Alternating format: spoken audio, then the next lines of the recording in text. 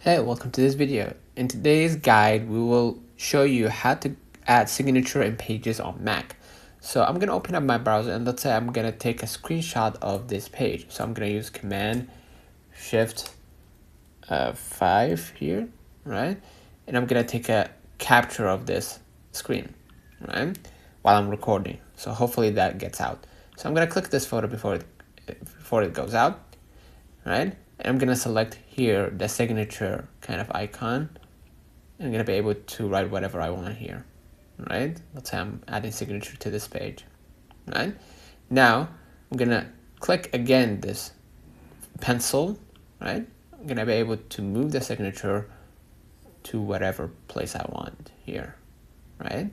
So as you can see, I can even extend it or minimize it to showcase my signature, and I can just hit done, or I can just share it here, right?